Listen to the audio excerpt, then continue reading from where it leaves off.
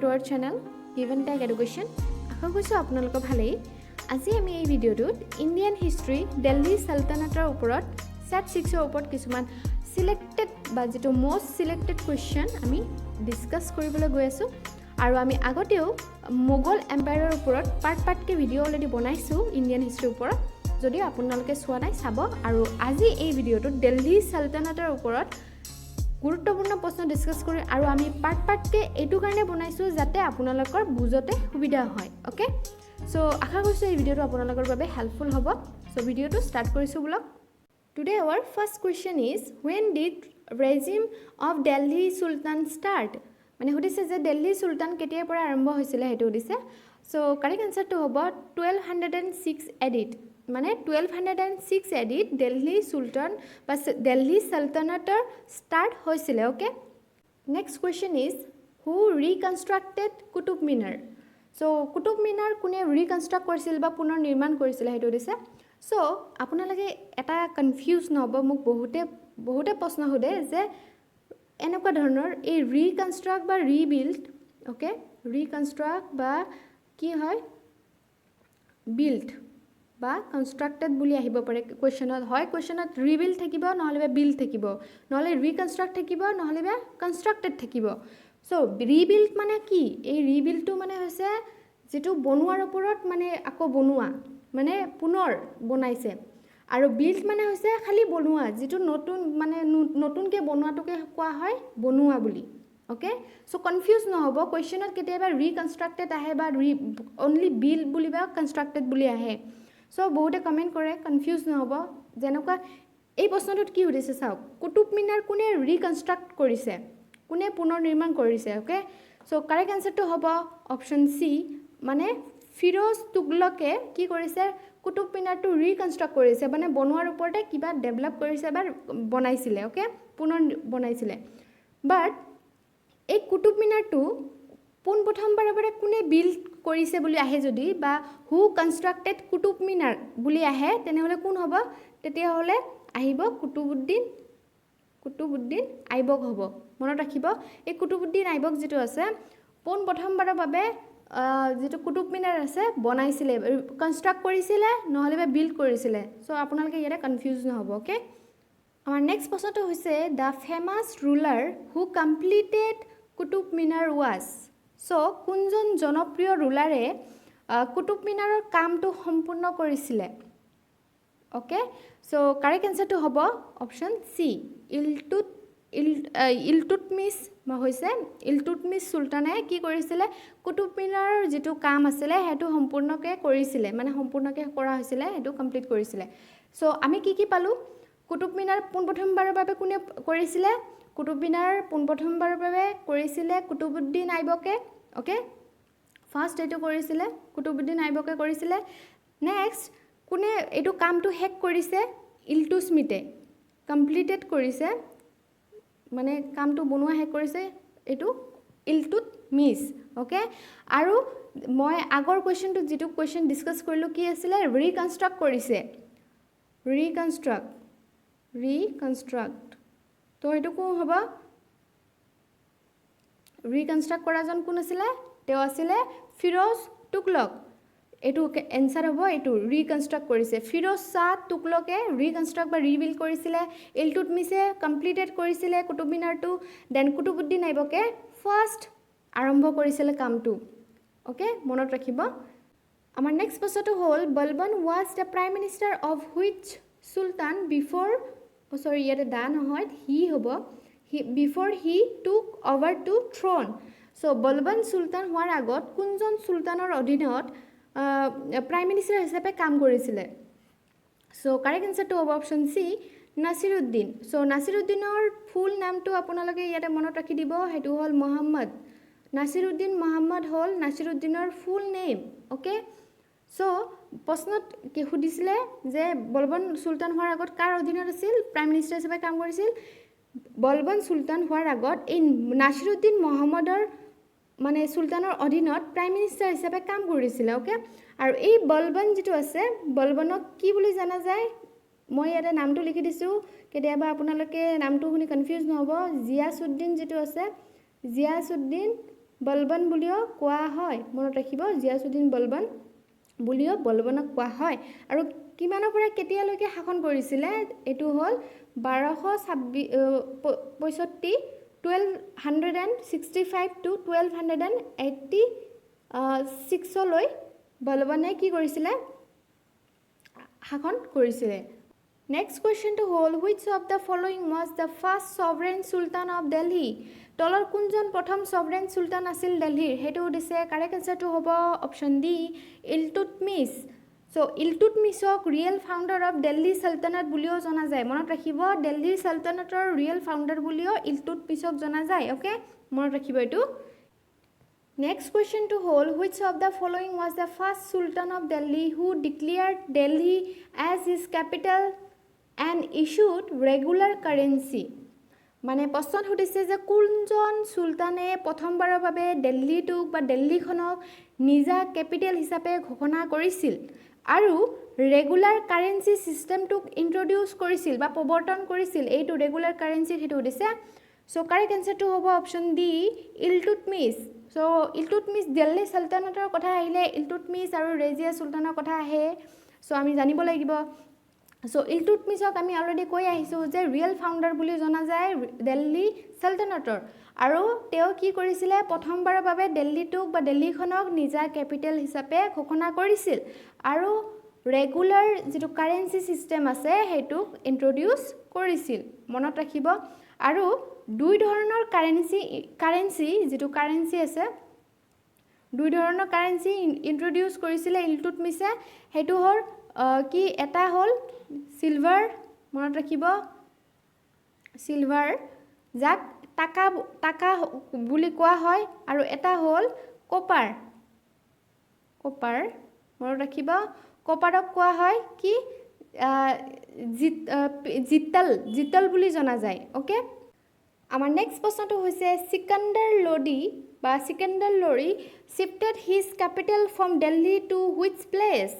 So সিকান্দাৰ লোডিয়ে তেওঁৰ শাসনকালত capital দিল্লীখন কত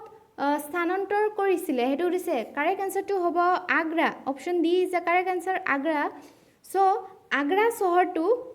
চহৰটো কেতিয়া 1504 ত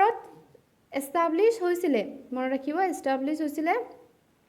আৰু এই আগ্ৰা কি কৰিছে 1506 ত ক্যাপিটেল হিচাপে কনভাৰ্ট কৰিছিল সিকান্দাৰ লোডিয়ে কোনে কৰিছিলে সিকান্দাৰ লোডিয়ে মনত ৰাখিব এটো আমাৰ নেক্সট প্ৰশ্নটো হৈছে who was the sultan at the time of টাইমুৰ ইনভেশন সো এই কোৱেশ্চনটো very ইম্পৰ্টেন্ট কোৱেশ্চন হয় এক্সামত প্ৰায় ৰিপিটেড হয় সো প্ৰশ্ন সুধিছে যে টাইমুৰ আক্ৰমণ কৰা সময়ত দিল্লীৰ সুলতান কোন আছিল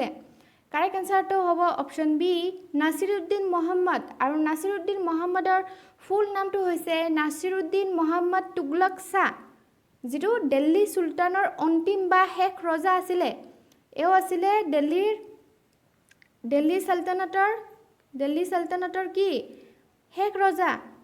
লাষ্ট কিং আছিল ওকে লাষ্ট কিং আছিল বা লাষ্ট ৰুলাৰ আছিল নাসিৰউদ্দিন মোহাম্মদ তুগলক শাহ ওকে আৰু তেওঁৰ শাসনকাল কিমানলৈকে কিমান আছিল 394 বা 388 পৰা 1412 লৈ আছে ওকে মনত ৰাখিব সো এটা কথা ইয়াতে কৈ থৈছো কিছুমান বুকত বা কিছুমান কিতাপত কি হয় নাসিরউদ্দিন মোহাম্মদ তুগলক শাহৰ শাসনকাল কেতিয়াবা বুকত 1394 ত থাকে আৰু কিছুমানত 1384 ত থাকে স্টার্টিং যেটো শাসনকাল ওকে সো ইয়াতে কনফিউজ নহব আপোনালোকে অপশনত যেটো যদি কেতিয়াবা কোৱেশ্চনত আহে অপশনত যেটোৱে অপশন থাকিব হেতুৱে হ'ব যদি অপশনত 94 থাকে অপশন তেনে হলে এটো কারেক্ট হ'ব যদি 1388 থাকে তেনে হলে এটো কারেক্ট আনসার হ'ব ওকে সো 1394 ত হেতু টিক কৰিলে হ'ব আৰু 1388 টিক কৰিলে হ'ব সো শাসনকাল এটো নহলে এটোৰ পৰা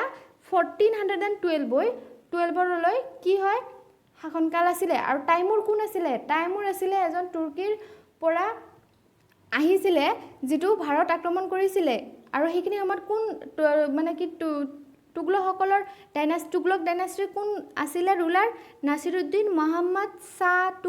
তুগলক শ্বাহ ওকে মনত ৰাখিব এই কুৱেশ্যনটো বহুত ইম্পৰ্টেণ্ট হয় আমাৰ নেক্সট প্ৰশ্নটো হৈছে what was the original name of Sikandar Lodi এইটো কুৱেশ্যন অলৰেডি কি DHS আমাৰ নেক্সট প্ৰশ্নটো হৈছে what was the original name of Sikandar Lodi so এই কুৱেশ্যনটো ভেৰি ইম্পৰ্টেণ্ট কুৱেশ্যন হয় এই কুৱেশ্যনটো অলৰেডি DHSত আহি গৈছে DHSত আহিছে সো এই কুৱেশ্যনটো ভেৰি ইম্পৰ্টেণ্ট কুৱেশ্যন হয় সো প্ৰশ্ন সুধিছে কি সিকান্দাৰ লোডিৰ অৰিজিনেল নেম বা প্ৰকৃত নামটো কি তো কাৰেক্ট আনসাৰটো হ'ব অপশ্যন ডি নিজাম খান সিকান্দাৰ লোডিৰ অৰিজিনেল নামটো হৈছে নিজাম খান আমাৰ নেক্সট প্ৰশ্নটো হ'ল who led the foundation of the new city তুগলকাবাদটো কোনে বনাইছিলে সেইটো সুধিছে কাৰেক্ট আনসাৰটো হ'ব অপশ্যন এ জিয়াছুদ্দিন তুগলকে বনাইছিলে এইটো তুগলকাবাদটো মনত ৰাখিব এইটো ইম্পৰ্টেণ্ট কুৱেশ্যন হয় আৰু এই তুগলকাবাদটো কি হ'ব তুগলকাবাদটো কি বুলি জনা যায় গোল্ডেন চিটিও বুলি জনা যায় মনত ৰাখিব কেতিয়াবা এক্সামত আহি যায় যে গোল্ডেন চিটি বুলি কোনটো জনা যায় সো এইটো তুগলকাবাদ হ'ব মনত ৰাখিব আমাৰ নেক্সট প্ৰশ্নটো হ'ল হু ইন্ট্ৰডিউচ জেজিয়া অন ব্ৰাহ্মণ সো ব্ৰাহ্মণৰ ওপৰত এই জেজিয়া কৰটো কোনে ইন্ট্ৰডিউচ কৰিছিলে সেইটো সুধিছে এতিয়া কথা হ'ল জেজিয়াটো মানে কি জেজিয়া এটা টেক্স হয় যিটো ব্ৰাহ্মণৰ ওপৰত লগোৱা হৈছিলে আৰু এইটো কোনে ইন্ট্ৰডিউচ বা প্ৰৱৰ্তন কৰিছিলে পোনপ্ৰথমবাৰে তাৰ কাৰেক্ট আনসাৰটো হ'ব অপশ্যন বি ফিৰোজ শ্বাহে ব্ৰাহ্মণসকলৰ ওপৰত পোনপ্ৰথমবাৰৰ বাবে এই জেজিয়া কৰটো বা টেক্সটো লগাইছিলে ওকে মনত ৰাখিব কনফিউজ নহ'ব বাট জেজিয়া কৰ যিটো আছে সেইটো ষ্টাৰ্ট কৰিছিলে মোহাম্মদ কাছিম যিটো আছে মোহাম্মদ কাছিমে সেইটো মই ইয়াতে নামটো লিখি দিছোঁ মোহাম্মদ কাছিম ওকে মোহাম্মদ কাছিমে কি কৰিছিলে জেজিয়া যদি আহে অকল জেজিয়া কৰটো ইন্ট্ৰডিউচ কৰিছিলে অকল সকলো মানুহৰ ওপৰত মানে জেজিয়া কৰটো লগাইছিল কিন্তু ব্ৰাহ্মণৰ ওপৰত লগোৱা নাছিলে এইজনে ওকে কিন্তু এৱে প্ৰথম মানে জেজিয়া কৰটো ইন্ট্ৰডিউচ কৰে কিন্তু এই প্ৰশ্নত আমাৰ কি সুধিছে যে জেজিয়া যিটো আছে জেজিয়া কৰটো সেইটো ব্ৰাহ্মণৰ ওপৰত কোনে প্ৰথমে ইন্ট্ৰডিউচ কৰিছিলে তো এইটো হ'ব ফিৰোজ শ্বাহে কি কৰিছিলে টেক্সটো বা জেজিয়া কৰটো ব্ৰাহ্মণৰ ওপৰত পোনপ্ৰথমবাৰ লগাইছিলে ওকে আৰু এটা কথা যিটো মুঘল ৰুলাৰ আছে চাওক ইয়াতে মুঘল ৰুলাৰৰ কথা আকৌ আহি গ'ল সো দিল্লী সালতানাত আৰু মুঘলৰ মাজত বহুতো মানে দেখা গ'লে বহুত ৰিলেটেড পাব বহুত বস্তু সো মুঘল ৰুলাৰ এইটো হ'ল দিল্লী সালতানাতৰ কথা আহিল এইটো হ'ব মুঘল ৰুলাৰ আহি যাব এতিয়া মুঘল ৰুলাৰ যিটো আকবৰ আছে এই আকবৰৰ দিনত কি কৰিছিলে এই জেজিয়া কৰ বা জেজিয়া টেক্সটো উঠাই দিয়া হৈছিলে ওকে আকবৰৰ দিনত জেজিয়া টেক্সটো উঠাই দিয়া হৈছিলে আৰু যিটো ঔৰংগজেব আছিল মনত ৰাখিব ঔৰংগজেবৰ দিনত আকৌ জেজিয়া কৰটো লগাই দিয়া হৈছিল এইটো কথা মনত ৰাখিব সো আকৌ এবাৰ কৈছোঁ জেজিয়া যিটো আছে জেজিয়া কৰটো প্ৰথমে ইন্ট্ৰডিউচ কৰিছিলে যদি কোনোবাই এক্সামত আহে তেনেহ'লে আহিব মোহাম্মদ কাছিমে জেজিয়া কৰটো পোনপ্ৰথম কি কৰিছিলে ষ্টাৰ্ট কৰিছিল কিন্তু ব্ৰাহ্মণসকলৰ ওপৰত কৰা নাছিল বাকী সকলৰ ওপৰত কৰিছিলে মোহাম্মদ কাছিমে কিন্তু এই প্ৰশ্নত কি সুধিছে যে জেজিয়া কৰটো ব্ৰাহ্মণৰ ওপৰত কোনে পোনপ্ৰথমবাৰৰ বাবে ইন্ট্ৰডিউচ কৰিছিলে তো কাৰেক্ট আনসাৰটো হ'ব ফিৰোজ শ্বাহে পোনপ্ৰথমবাৰৰ বাবে ব্ৰাহ্মণক ইনক্লুড কৰিছে মানে ইন্ট্ৰডিউচ কৰি দিলে যে ব্ৰাহ্মণৰ ওপৰতো সেইটো টেক্স লাগিব ওকে তাৰপিছত মুঘল যিটো ৰুলাৰ আছে মুঘল ৰুলাৰৰ আকবৰৰ দিনত জেজিয়া কৰ বা জেজিয়া টেক্সটো উঠাই দিয়া হৈছিল আকবৰৰ দিনত আৰু আকবৰৰ পিছত যিটো ঔৰংগজেব আছে ঔৰংগজেবৰ দিনত মুঘল ৰুলাৰ ঔৰংগজেবৰ দিনত আকৌ জেজিয়া কৰটো সকলোৰে ওপৰত লগোৱা হৈছিল আমাৰ নেক্সট প্ৰশ্নটো হ'ল how many dynasties ruled over Delhi sultanates Delhi sultanate বা দিল্লী সালতানাটছৰ ওপৰত মুঠ কিমানটা ৰাজবংশই শাসন কৰিছিলে কাৰেক্ট আনসাৰটো হ'ব অপশ্যন এ 5টা ৰাজবংশই দিল্লী সালতানাতৰ ওপৰত আগত শাসন কৰিছিলে ওকে মুঠ শাসন কৰিছিলে 5টা তো মই নামটো ইয়াতে লিখি দিছোঁ সেইটো হ'ল গুলাম মনত ৰাখি দিব গুলাম তাৰপিছত খিলজি ওকে 3 নম্বৰটো হ'ব তুগলক সো এইবিলাক দিল্লী সালতানাত আহে মনত ৰাখি দিব দিল্লী তাৰপিছত সৈয়দ আৰু 5 ৱৰ্ড হ'ল লৰি বংশ যেটো আছে এটো সো এই পাঁচটা হ'ল কি দিল্লী সালতানাৰ ওপৰত পাঁচটা মুঠ ৰাজবংশই শাসন কৰিছিলে ওকে মনত ৰাখিব আমাৰ নেক্সট প্ৰশ্নটো হ'ল what was the period of rule of Qutubuddin Aibak so প্ৰশ্ন সুধিছে যে কুতুবুদ্দিন আইবকে কিমান সময়কাল শাসনভাৰ চলাইছিল হেতু দিছে কাৰেক্ট আনসাৰটো হ'ব অপচন বি 1206 ৰ পৰা 1280 লৈকে কি কৰিছিলে শাসনভাৰ চলাইছিলে কোনে কুতুবুদ্দিন আইবকে সো আৰু এটা কথা মই কৈ দিও যেটো 1210 বা 1210ত কুতুবুদ্দিন আইবকে লাহোৰত কি কৰে লাহোৰত পোলো নামৰ গেম এটা খেলে ওকে পোলো নামৰ গেম এটা খেলি থকা সময়তে ঘোঁৰাৰ পৰা পৰি পেলাই মৃত্যু হয় সো কেতিয়াবা এক্সামত সুধি দিয়ে যে কুতুবুদ্দিন আইবকে কি খেল খেলি থকা সময়ত মৃত্যু হৈছিল সো কাৰেক্ট আনসাৰটো হ'ব পোলো মনত ৰাখিব লাহোৰৰ যেটো ঠাই আছে তাতে পোলো নামৰ খেলটো খেলিছিলে আৰু তাৰে পৰা ঘোঁৰাৰ পৰা পৰি তেওঁৰ মৃত্যু হয় ওকে আৰু আমাৰ নেক্সট প্ৰশ্নটো হ'ল who was the real founder of Delhi sultanate so মই অকনাগত ডিসকাস কৰি আহিছো হেতু আপোনালোকে মোক ক'বই পাৰিব হেতু কাৰেক্ট আনসাৰটো হ'ব কি হেতু হ'ব অপচন ডি ইলতুৎমিছ সো দিল্লীৰ সালতানাতৰ কি বাস্তৱ বা ৰিয়েল ফাউণ্ডাৰজন কোন হয় হেতু দিছে আৰু এটো ডিএইচএছত আহিছিলে মনত ৰাখিব সো ইলতুৎমিছক কি বুলি জনা গৈছিলে ৰিয়েল ফাউণ্ডাৰ বুলি জনা গৈছিলে দিল্লী সালতানাতৰ আৰু কুতুবুদ্দিন আইবক যে আছিল সেইজন ইলতুৎমিছৰ শহুৰেক আছিল ওকে কুতুবুদ্দিন আইবক যে আছে ইলতুৎমিছৰ শহুৰেক আৰু ৰেজিয়া সুলতান যে আছে এই ৰেজিয়া সুলতান হৈছে ডটাৰ ৰেজিয়া সুলতান আছিল ডটাৰ হেতু মই আগত কৈছিলো এটা ভিডিঅত সো ৰেজিয়া সুলতান আছিল ইলতুৎমিছৰ ডটাৰ হয় ছোৱালী হয় আৰু ৰেজিয়া সুলতান কোন আছিল দিল্লীৰ সিংহাসনত ৰাজসিংহাসনত পোন প্ৰথমবাৰৰ বাবে মহিলা ৰাজসিংহাসনত বহিছিলে কোন দিল্লী পৰা ৰেজিয়া সুলতানে ওকে মনত ৰাখিব এটো নেক্সট প্ৰশ্নটো হৈছে who was the founder of slave dynasty মানে হ'ল গোলাম বংশ সো গোলাম বংশৰ ফাউণ্ডাৰ বা প্ৰৱৰ্তক কোন আছিল হেতু দিছে কাৰেক্ট আনসাৰটো হ'ব option B Qutubuddin Aibak so এটা কথা ইয়াতে মনত ৰাখিব কুতুবুদ্দিন আইবক কাৰ গোলাম আছিল মোহাম্মদ ইয়াতে মই নামটো লিখি দিছো মোহাম্মদ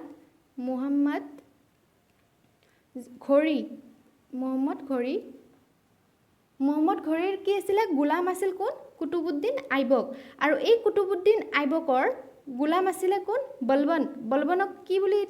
জনা গৈছিল বলবনক জিয়াছুদ্দিন বলবন বুলিও জনা গৈছিল অৰিজিনেল নাম বুলি মই আগতে কৈছিলো সো এই প্ৰশ্নটো সুধিলে যে গোলাম বংশৰ প্ৰৱৰ্তক বা ফাউণ্ডাৰ কোন আছিল কুতুবুদ্দিন আইবক আৰু মোহাম্মদ ঘড়ীৰ গোলাম আছিল কুতুবুদ্দিন আইবক আৰু কুতুবুদ্দিন আইবকৰ গোলাম আছিল বলবন জিয়াছুদ্দিন বলবন আছিল ওকে নেক্সট প্ৰশ্নটো হ'ল who was the founder of লৰি ডাইনাষ্টিৰ ফাউণ্ডাৰ কোন হয় বা প্ৰৱৰ্তক কোন হয় হেতু দিছে কাৰেক্ট আনসাৰটো হ'ব অপচন এ বাহালুল লৰি খান বা বাহালুল লৰি হৈছে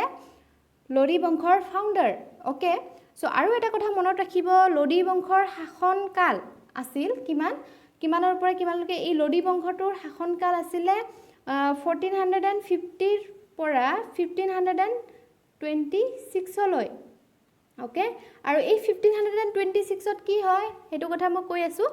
আৰু এটা কথা মনত ৰাখিব যেটো লৰি ডাইনাষ্টি আছে লৰি বংশৰ মুঠ তিনিজন শাসকে বা ৰুলাৰে শাসন কৰিছিলে প্ৰথমটো হ'ল বাহালুল তাৰ পিছত সিকান্দাৰ তাৰ পিছত হৈছে ইব্ৰাহিম লোডি সো এই তিনিজনে লৰি বংশটোত শাসন কৰিছিলে ওকে কিমানৰ পৰা কিমান 1450 পৰা 1526 লৈ সো এই 1526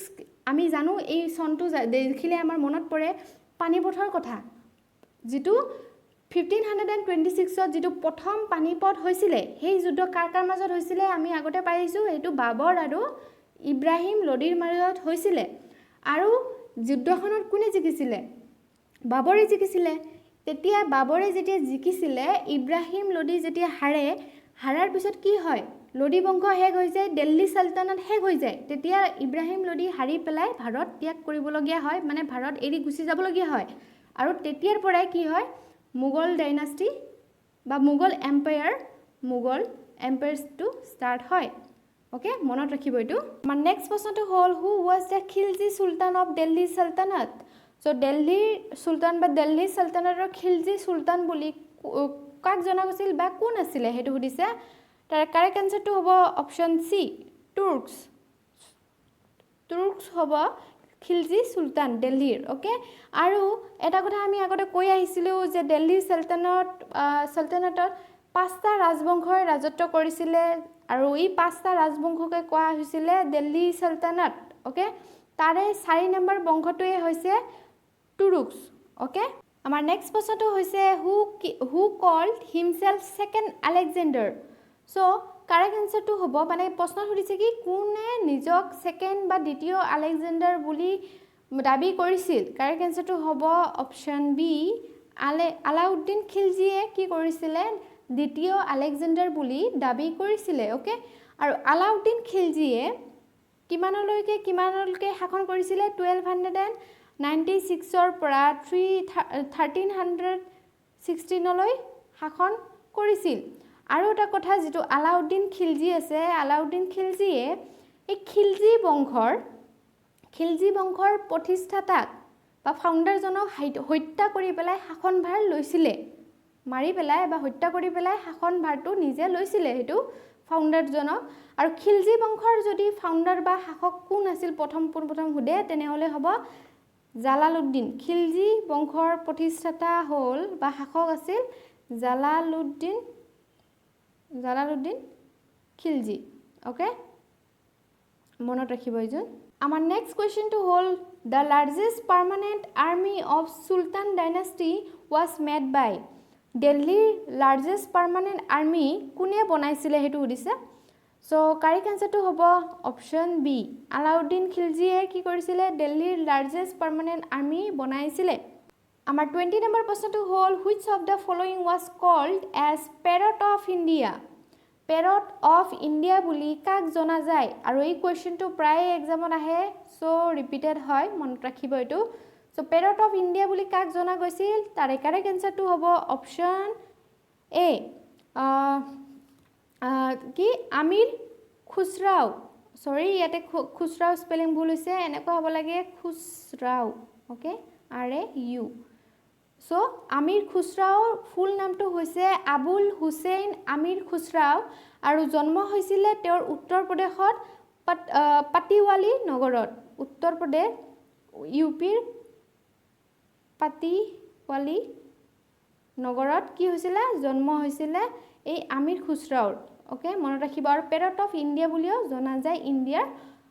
কাক বুলি জনা যায় আমিৰ খুসৰাও ওকে সো ফ্ৰেন্ডস আজি আমি এই ভিডিওটোত 20টা কোৱেশ্চন ডিসকাস কৰিলো দিল্লী সালতানাতৰ ওপৰত আৰু আশা কৰিছো আপোনালোকৰ যাতে কনফিউজ নহয় কাৰণ প্ৰায় মোগল আৰু দিল্লী সালতানাতৰ ওপৰত বহুত মানুহৰ কনফিউজন হয় সো তাৰ বাবে কি কৰিছো আমি পাৰ্টকে বনাব ট্ৰাই কৰিছো যাতে আপোনালোকৰ সুবিধা হয় আৰু যদি আপোনালোকে আগৰ ভিডিওবোৰ ইন্ডিয়ান হিষ্টৰী আগৰ ভিডিওবোৰ চোৱা নাই তেনেহলে চাব পাৰে মই ভিডিওৰ লিংকত দি দিম ডেসক্ৰিপচনত লিংক দি দিম সো আজিলৈ ইমানেই যদি ভিডিওটো ভাল লাগিছে তেনেহলে লাইক কৰিব শেয়াৰ কৰিব আৰু সাবস্ক্ৰাইব কৰিব নাপাহৰিব so thanks for watching have a nice day